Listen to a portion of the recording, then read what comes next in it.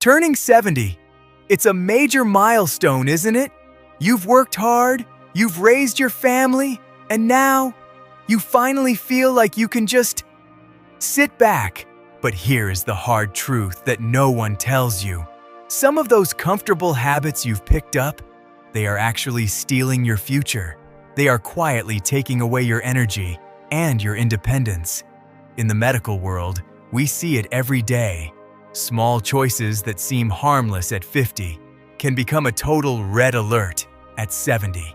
We are talking about 5 specific things you must stop doing right now before it becomes too late to turn things around. Are you ready to protect your memory? Are you ready to keep your strength? Let's talk about how to make these golden years truly shine, because you deserve to be in control, and it starts right now. Habit 1. The settling down syndrome. Why your favorite chair might be your biggest enemy. You know, after 40 years of hard work, after raising a family and paying off the mortgage, you feel like you finally earned the right to just sit back. You have that favorite recliner, the one that perfectly contours to your back. It's your reward. It's your sanctuary. But I want to share something with you. And I say this with so much respect and care. That habit of settling down for hours at a time, it is one of the most dangerous things you can do once you cross that 70-year milestone. In the medical world, we have a saying that might surprise you. We say that sitting is the new smoking. And for those of us over 70, that isn't just a catchy phrase. It is a literal truth. Think about it this way. When we sit for hours, our bodies start to shut down their most important systems. Our circulation slows to a crawl. Our blood sugar levels begin to creep up because our muscles aren't burning off the fuel from our last meal. And most importantly, we start to lose our strength. There is a medical term for this called sarcopenia, but let's just call it what it feels like: losing your get up and go. After 70, your body is much more sensitive to inactivity. Studies from the American Geriatric Society show that a sedentary lifestyle increases your risk of a serious fall by nearly 30%. 30%! That is a massive number when you consider how much a single fall can change your life. I remember a patient of mine, a wonderful man named George.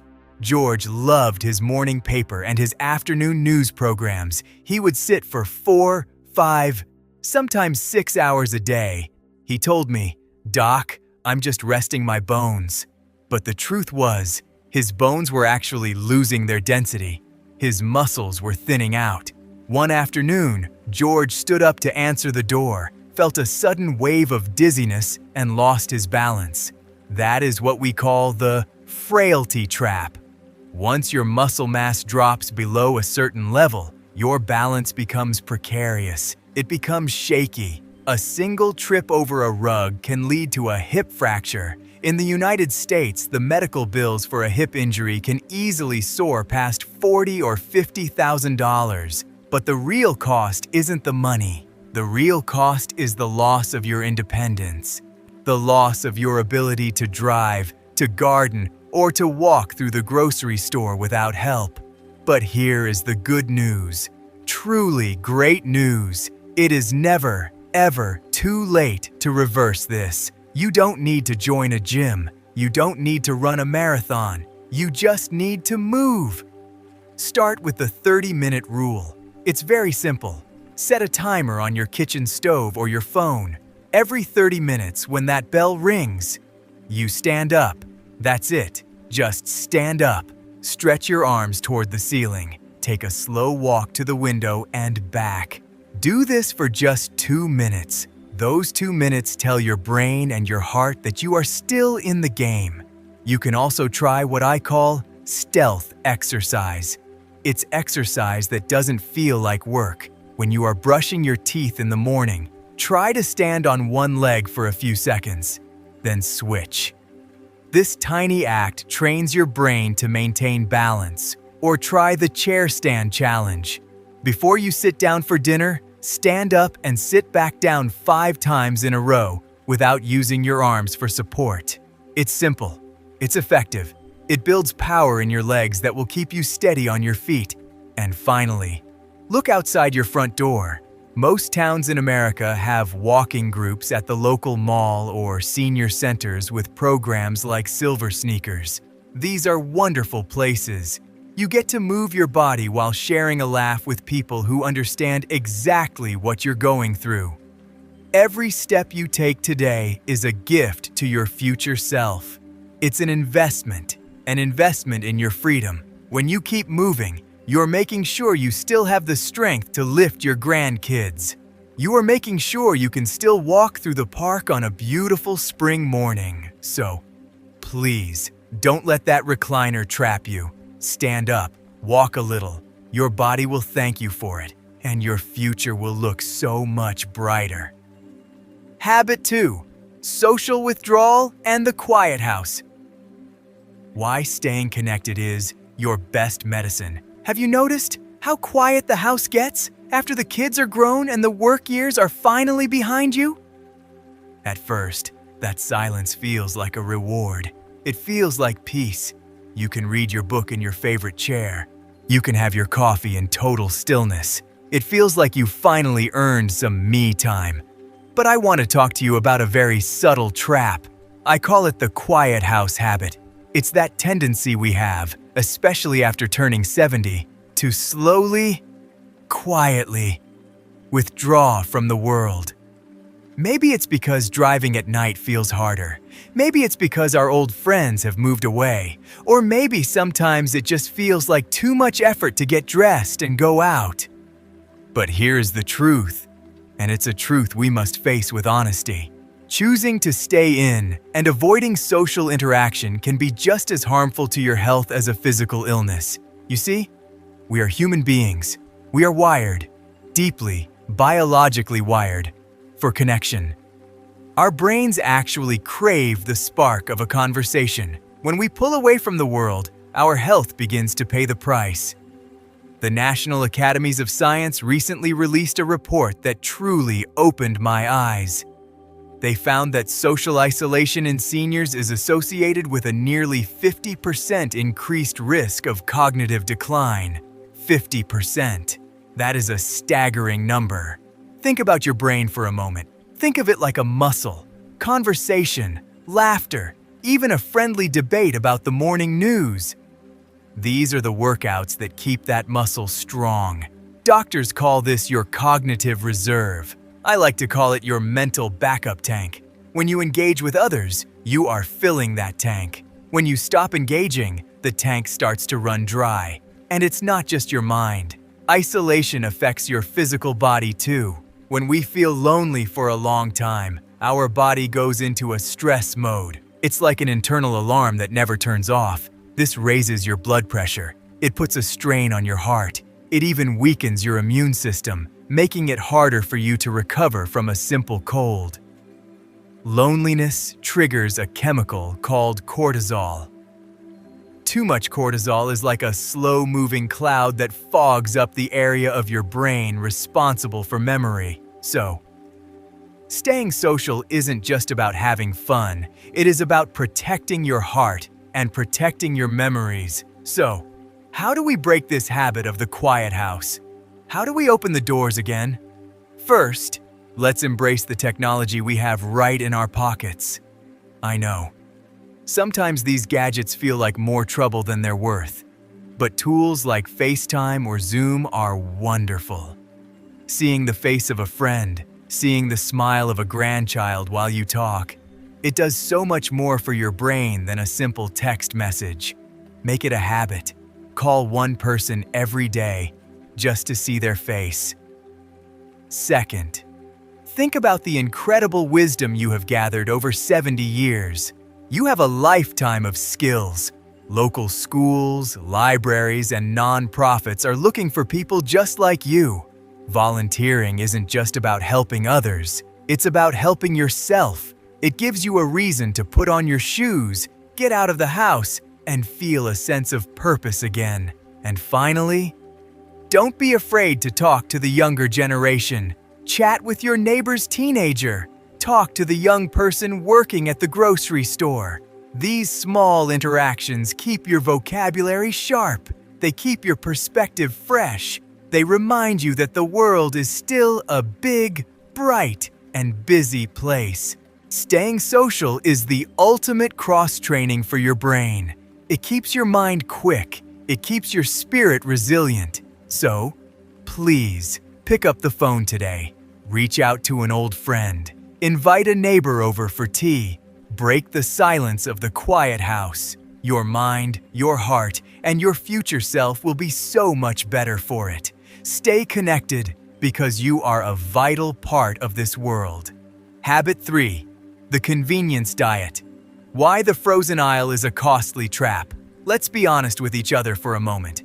After 70 years, cooking can start to feel like a real chore, especially if you're just cooking for one, or maybe just for you and your spouse. The big Sunday dinners of the past feel like a distant memory. It is so tempting, so very tempting, to just grab a frozen dinner from the supermarket, or maybe a can of soup and some crackers. We call it convenience. It's quick, it's easy. There are no dishes to wash. You just heat it and sit down. But I want you to think about that word for a second. Convenience. Is it really convenient if it's taking away your energy? Is it really easy if it's making your body work twice as hard to stay healthy? Once you cross the age of 70, your body changes how it handles fuel, your metabolism, that internal engine that burns your food. It slows down. It really slows down. This means you actually need more nutrients from every single bite you take. You need high-quality protein for your muscles. You need fiber for your heart and your digestion. But processed foods, those boxes and cans from the middle aisles of the store, they are usually empty. They are full of what I call the hidden thieves: sodium and sugar. According to experts at Harvard Health, too much salt is one of the biggest dangers for seniors. It's a primary driver of high blood pressure. It's a quiet threat to your heart. And when you eat these convenience foods, you are often getting a whole day's worth of salt in just one meal. There is also something even more hidden happening inside your blood vessels. Scientists talk about something called advanced glycation end products. That's a very long name, so let's just call it internal rusting. When we eat too much processed sugar, it literally rusts our tissues. It makes our arteries stiff. It puts a heavy burden on our kidneys. Have you ever had those days where you feel foggy? You can't quite find the right word. You feel a bit sluggish, like you're walking through honey. We often blame old age for that brain fog. But many times, it's not age, it's the convenience diet. Your brain is simply starving for real nutrition. But please, don't feel discouraged. You don't have to become a gourmet chef to fix this. You just need a simple pivot. Think about the Mediterranean way of eating. It's very simple, very fresh. Instead of that frozen pizza, try a bowl of Greek yogurt with some fresh blueberries, or a simple salad with a can of wild-caught salmon. These foods are brain fuel. They help you feel sharp. They help you feel alive. And here is a secret for the salt lovers. You don't have to eat bland food. Use the power of spices, lemon juice, fresh garlic, a little bit of turmeric or vinegar. These flavors don't just make your food taste better. They actually fight inflammation in your joints. If you have a day where you feel high energy, use it. Cook a large pot of vegetable stew or a nice lentil soup. Then, here is the trick. Freeze it in small, individual containers. Now, you have your own convenience food, but this version is full of love and life-giving nutrients. You are what you eat. We have heard that our whole lives, but in our 70s, it is even more true. You feel what you eat.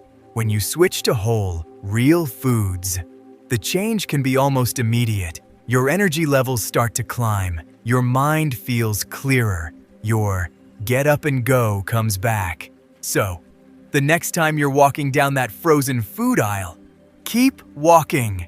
Head over to the fresh produce. Pick up something vibrant. Pick up something real. Your body has taken care of you for 70 years. Now, it's your turn to take care of it. Every healthy meal is a way of saying thank you to yourself. Habit 4. Accepting poor sleep as normal. The secret night shift in your brain. Have you ever heard that old saying? That as we get older, we just don't need that much sleep anymore? Maybe you find yourself waking up at 4 in the morning, staring at the ceiling and thinking, well, I guess this is just what it means to be 70. I hear this from my patients all the time. They say, "Doc, I'm just an early bird now." Or, "I only need 5 hours and I'm fine." But I want to tell you something very important. That is a myth. A total, complete myth. While it is true that our sleep patterns change, maybe we go to bed earlier or wake up once or twice in the night, our actual biological need for rest does not change. Your body and your brain still desperately need 7 to 8 hours of high-quality sleep every single night. Why is this so critical after you turn 70? Well, I want you to imagine your brain like a busy office building during the day. People are working, phones are ringing, and trash is piling up in the bins. When you go to sleep, a very special cleaning crew enters the building. Scientists call this the glymphatic system, but let's just call it the night shift janitors. These janitors have a very specific job. They flush out the waste and the trash that builds up in your brain while you're awake. This waste includes certain proteins that are linked to memory loss and cognitive decline. If you aren't sleeping enough, that trash doesn't get picked up. It stays there. It piles up. A major study by the National Institutes of Health found that adults in their 70s who get less than 6 hours of sleep are 30% more likely to experience serious memory issues compared to those who get 7 hours. 30%. That is a big risk to take, simply because we think poor sleep is a normal part of aging. And the dangers don't stop with your memory. When you haven't slept well, your coordination suffers. Your reaction time slows down. For someone over 70, this is a major safety concern. It makes you much more likely to have a slip or a fall in the bathroom. It makes driving the car to the grocery store much more dangerous. Plus, a lack of sleep messes with your hunger. It makes you crave those sugary, processed snacks we talked about earlier. It even weakens your immune system. This makes it so much harder for your body to defend itself against things like the flu or shingles. But please, don't worry. You don't have to just accept a lifetime of tossing and turning. There are 3 simple things you can do, starting today, to get your sleep back on track. First, I want you to find what I call the sunlight anchor. Try to spend at least 20 minutes outside every morning. Just sit on your porch or take a short walk. That bright morning light tells your brain exactly what time it is. It sets your internal clock so that when night falls, your body knows exactly how to produce the hormones that make you feel sleepy. Second, we need to talk about your phone and your TV. I call this the digital detox. These screens emit a blue light that actually tricks your brain into thinking it's still daytime. It's like a cup of coffee for your eyes. Try to turn off all your electronics at least 1 hour before you want to be asleep. Read a paper book. Listen to some soft music. Let your mind drift away from the digital world. And finally, consistency. Consistency is queen. Try to go to bed and wake up at the same time every day. Yes, even on the weekends. This trains your brain to enter those deep, restorative sleep cycles more quickly. Think of sleep as a free, nightly brainwash. It is a repair session for your heart and your mind. When you prioritize your rest, you are doing one of the most powerful things possible to stay sharp and stay independent. So, tonight, give your night shift janitors enough time to do their work. Sleep well. Your brain will be so much brighter in the morning. Habit 5. Skipping screenings and the medication trap. Why if it ain't broke is a dangerous rule. Now, I want to talk about a mindset that many of us grew up with. It's an old American classic. We've all said it at one time or another. We say, if it ain't broken, don't fix it. When you're in your 30s or even your 50s, that might work for your lawnmower or your kitchen sink. But once you turn 70, applying that rule to your health is a major risk. It is what I call the reactive approach. It means you only go to the doctor when something hurts. You only seek help when something is clearly, visibly broken. But here is the truth, and it's something we must understand. Many of the biggest health challenges in our 70s don't hurt at all. Not at first. Think about high blood pressure. Think about high cholesterol, or even early-stage glaucoma in your eyes. These problems are silent. They are completely, totally silent. They don't give you a warning sign until they reach a crisis point. I have seen too many people wait until a silent threat becomes a life-changing event, simply because they felt fine the day before. Then, there is the issue of the medicine cabinet. As we get older, it seems like the number of orange pill bottles on the counter just keeps growing. One for the heart, one for the bones, one for sleep. Doctors call this polypharmacy. But let's just call it the pill trap. You see, after 70, your liver and your kidneys are like older engines. They don't process things as fast as they used to. Over time, those medications can start to build up in your system. They can start to fight each other. Sometimes a patient comes to me feeling confused or dizzy. They worry they are losing their memory. But when we look closer, we realize it isn't a brain problem at all. It's a side effect. It's just the pills interacting in a way that makes them feel like they have pseudo-dementia. This is why a regular review is so important. So, how do we break the habit of waiting for trouble? First, I want you to try the brown bag review. It's a very simple American tradition. Once a year, take a literal brown paper bag, put every single prescription bottle in it, put your vitamins in there, put your herbal supplements in there too. Take that bag to your primary doctor or your pharmacist at Walgreens or CVS. Ask them the hard questions. Ask, do I still really need this? Ask, are any of these making me feel tired or dizzy? This one act can save you from so much unnecessary trouble. Second, keep up with your big 3 screenings. That means your vision, your hearing, and your bone density. These are the 3 pillars of your independence. If you can see clearly, hear the world around you, and keep your bones strong, you can stay in your own home for much longer. And finally, start a simple log at home.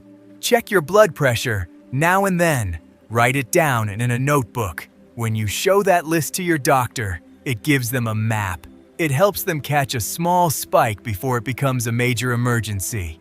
Please, remember this. Knowledge is power. Being proactive isn't about looking for trouble. It's about being the boss of your own health. It's about making sure you have all the tools you need to stay in control of your journey. You've worked hard to reach this age. You deserve to feel your best. Don't wait for something to break. Stay ahead of the curve and keep your future bright. You've made it through 70 years of life. That is a beautiful thing, truly beautiful. But remember, your story is far from over. It is just beginning a new chapter. These 5 changes, they aren't about what you're losing. No, they are about what you are gaining. You are gaining more energy. You are gaining more time with your family. You are gaining your freedom. If this helped you today, or if you have your own secret for staying young at heart, please leave a comment below. I want to hear your wisdom. I really do. And if you want to keep your mind and body strong, hit that subscribe button and share this with a friend who needs to hear it. We are a community, and we support each other. God bless you, and keep moving forward. One small step at a time. You've got this.